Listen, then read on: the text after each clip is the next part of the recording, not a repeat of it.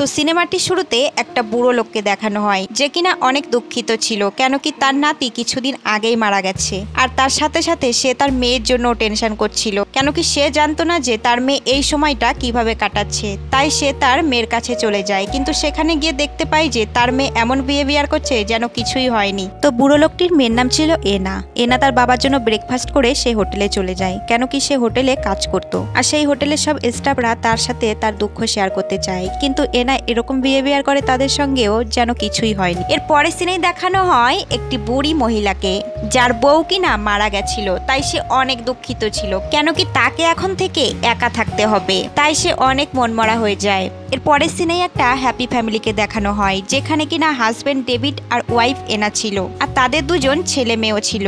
আর আজকে তাদের ছেলের বার্থডে ছিল, তাই তারা প্ল্যানিং করে যে আজকে কাজ থেকে ফিরে এসে তার ছেলের বার্থডে অনেক বড় করে সেলিব্রেট করবে। আর তখন তারা কাজের জন্য বেরিয়ে পড়ে, কিন্তু তারা জানতোই না যে তাদের সব প্ল্যানিং আজকে উল্টো হতে চলেছে।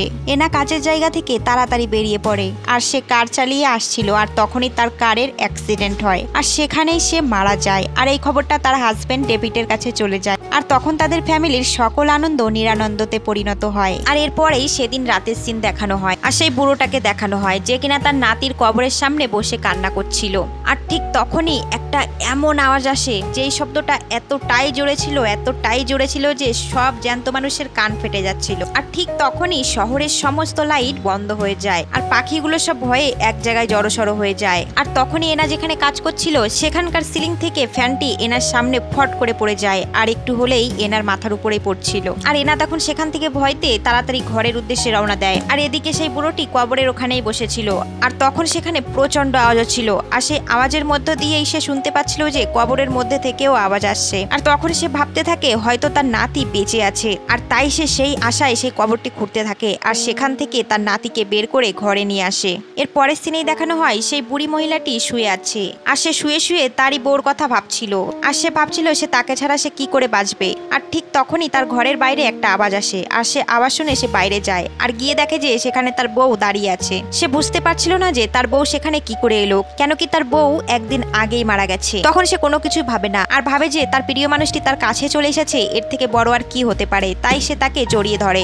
পরের সিনেই ডেভিডকে দেখানো হয় যে কিনা তার মরা বউর বেডের কাছেই বসেছিল, আর তখন সে হঠাৎ করে ফিল করে যে তার বউর হাত নড়ছে। আর তখন সে ডক্টরের কাছে দৌড়ে গিয়ে সে খবরটি দেয়, আর ডক্টর তখন বলে যে তোমার বউ আবার বেঁচে গেছে, কিন্তু হার্টবিট অনেক কম চলছে, তাই তাকে অবজারভেশনে রাখতে হবে। তখন ডেভিড খুশি হলেও একটু শকই হয়, কেন কি আগে মারা গেছে আবার জ্যান্ত হয়ে গেছে। আর তখন সে বাড়িতে চলে আসে, আর বাড়িতে এসে তার ছেলে মেয়েকে জানায় তোমার মা জীবিত আছে, কিন্তু তোমার মায়ের হার্টবিট অনেকটা কম চলছে, তাই তাকে অবজারভেশনে রাখতে হবে। তখন তার ছেলে আর মেয়ে তার মায়ের জীবিত হয়ে যাওয়ার কথা শুনে অনেক খুশি হয়। এর পরের সিনে এনাকে দেখানো হয় যে কিনা বাড়িতে ফিরে এসেছিল, আর তার ছেলে মরে যাবার জন্য সে অনেকটাই ডিপ্রেশনে চলে যায়, কিন্তু সে কাউকেই দেখায় না, আর সবাইকে দেখায় যে সে নর্মাল আছে। সে এতটাই ডিপ্রেশনে চলে যায় যে সে বাঁচতে চায় না, সে মরে যেতে চায়। তাই সে তার মুখে আঠাওয়ালা প্লাস্টিক লাগিয়ে নেয়, আর কিছুক্ষণের মধ্যেই তার নিঃশ্বাস বন্ধ হয়ে যেতে থাকে। আর তখনই তার বাবা সেখানে চলে আসে, আর তাকে বাঁচিয়ে নেয়। আর তখন তার বাবা বলে তুমি সুইসাইড কেন করছো, তোমার ছেলে তো বেঁচে আছে, আমি তোমার ছেলেকে কবরস্থান থেকে নিয়ে এসেছি, চলো দেখবে।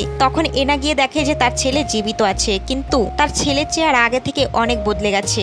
অন্যদিকে এভাকে দেখানো হয় সে যেই অবস্থায় অ্যাক্সিডেন্ট করে মারা গেছিল সে জীবিতও সেই অবস্থায় হয়েছে। আর সেই বুড়িটাকেও দেখানো হয় যে কিনা একদিন আগেই মারা গেছিল, তাই তার চেহারা ততটা খারাপ হয়নি। আর এদিকে এনার ছেলের অবস্থা অনেকটাই খারাপ ছিল, কেন কি সে অনেক আগেই মারা গেছে, আর শরীর থেকে অনেক পচা গন্ধ বেরোচ্ছিল। তাই তার দাদু তাকে কন্টিনিউয়াসলি স্নান করাতো। তখন এনা তার বাবাকে বলে একে হসপিটালে নিয়ে যাওয়ার দরকার, কেন কি এর ট্রিটমেন্টের প্রয়োজন। তখন তার বাবা বলে না, আমরা হসপিটালে নিতে পারবো না, কেন কি হসপিটালে যদি নিয়ে যাই তাহলে আমাদের উপর পুলিশ কেস হতে পারে, কেন কি আমরা একে কবর থেকে বের করেছি, যেটা কিনা ইনলিগাল ছিল। তখন এনা আর কিছু বলে না, সেই কথা মেনে নেয়। আর ঠিক তখনই তাদের বাড়িতে পুলিশ আসে, আর এসে বলে যে তোমার ছেলেকে কবরস্থানে যেখানে কবর দেওয়া হয়েছিল সেখানে তোমার ছেলের বডিটি গায়েব হয়ে গেছে, তাই আমরা জানতে চাইছিলাম যে তোমরা এই বিষয়ে কিছু জানো কিনা। তখন এনা তার বাবা জানিয়ে দেয় যে আমরা এই বিষয়ে কিছুই জানি না। তখন পুলিশরা তাদেরকে সতর্ক করে দেয় যে শহরের যত মরা মানুষ ছিল তারা সবাই জীবিত হয়ে উঠেছে, আর তারা সবাই তাদের বাড়িতে ফিরে গেছে, আর এই ঘটনাটি পুরো শহরেই ঘটেছে, তাই আমরা জানতে এসেছিলাম যে তোমাদের ছেলেও তোমাদের কাছে চলে এসেছে কিনা। আর তখন সেখান থেকে পুলিশেরা চলে যায়। শহরের যত মরা মানুষ জীবিত হয়ে গেছিল তাদের মধ্যে না কোনো ইমোশন ছিল, না কোনো ফিলিংস ছিল। তারা কারোর সঙ্গেই কোনো কথাই বলতো না, এমনকি তারা কোনো কিছু দিলেও খেত না। আর এই সবকিছুই সেই ভয়ঙ্কর আওয়াজের পর থেকেই হচ্ছে, যা প্রকৃতির নিয়মের বাইরে ছিল। তখন এনা তার বাবাকে বলে যে সবকিছু যতক্ষণ না ঠিক হয়ে যাচ্ছে ততক্ষণ আমাদের এখান থেকে বাইরে থাকতে হবে। তখন তারা একটা আইল্যান্ডে চলে যায়, যেখানে কিনা তারা মাঝে মধ্যেই ছুটি কাটানোর জন্য আসতো। এরপরের সিনে সেই দুটো বুড়িকে দেখানো হয়। সেই বুড়ি মহিলাটি তার বউকে খাওয়াচ্ছিল, আর তখনই তার বউ সেই বুড়িটির উপর হামলা করে দেয়। আর তখনই সেই বুড়িটি বুঝে যায় যে এটি তার বউ নয়, সে অন্য কেউ হবে। কিন্তু সে সবকিছু বোঝার পরেও চুপচাপ থাকে, কেন কি সে তাকে নিয়েই খুশি থাকতে চাইছিল। পরের সিনেই এনার ছেলেকে দেখানো হয়, যাকে কিনা এনা তার পুরনো খেলনা দিয়েছিল।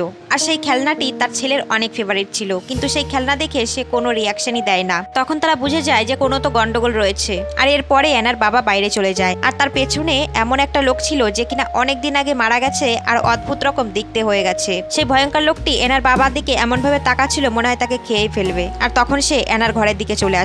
এরপরে সিনে ডেভিডের বউকে দেখানো হয়, যার সঙ্গে কিনা তার দুই বাচ্চা দেখা করতে এসেছে, কিন্তু তার কোনো রকমের রিয়াকশন ছিল না। তখন তার ছেলে তার মার কাছে যায়, আর তার মার কাছে গিয়ে তার ফেভারিট র্যাবিটটাকে দেয়, কিন্তু সে সেই র্যাবিটটিকে অনেক খতরনাক ভাবে মেরে ফেলে। আর এই সবকিছু দেখে তার ছেলে মেয়ের সাথে সাথে তার বাবাও অনেক ভয় পেয়ে যায়। তখন তার মেয়ে বুঝে যায় যে এই মহিলাটি আর কেউ হোক না কেন তার মা হতে পারে না। আর অন্যদিকে এনাকে দেখানো হয়, যে কিনা তার ছেলেকে কোলে নিয়ে দাঁড়িয়ে আছে, আর তার ঘরের সামনেই সেই পচা গলা অদ্ভুত রকম দেখতে সেই লোকটিও দাঁড়িয়েছিল। আর তখন এনা ভয় পেয়ে দরজা জানলা সবকিছু আটকে দেয়। আর কিছুক্ষণ পরেই তার বাবা চলে আসে, আর তখন তার বাবা চলে আসার পর তার বাবাকে সব ঘটনা খুলে বলে। আর তখন তার বাবা বলে ঠিক আছে আমি বাইরে গিয়ে দেখছি। আর তখনই তার বাবা যখন বাইরে চলে যায়, তখনই সেই অদ্ভুত রকম দেখতে সেই জম্বি লোকটি তার বাবাকে তার চোখের সামনেই মেরে ফেলে। আর এই সমস্ত কিছু দেখে এনা ভয় পেয়ে যায়, আর তখন সে তার ছেলেকে নিয়ে নৌকায় উঠে চলে যায়। যেহেতু জল অনেক গভীর ছিল তাই সেই লোকটি তার পেছনে আসতে পারে না। আর অন্যদিকে দেখানো হয় সেই বুড়ি দুটোকে, সেই মরে যাওয়া বুড়িটি সেই জ্যান্ত বুড়িটিকে মেরে ফেলে। এনা তখন সমুদ্রের মাঝখানে তার ছেলেকে নিয়ে নৌকার মধ্যে ভাসতে থাকে, আর ভাবতে থাকে যে এই ছেলেটি তার ছেলে নয়।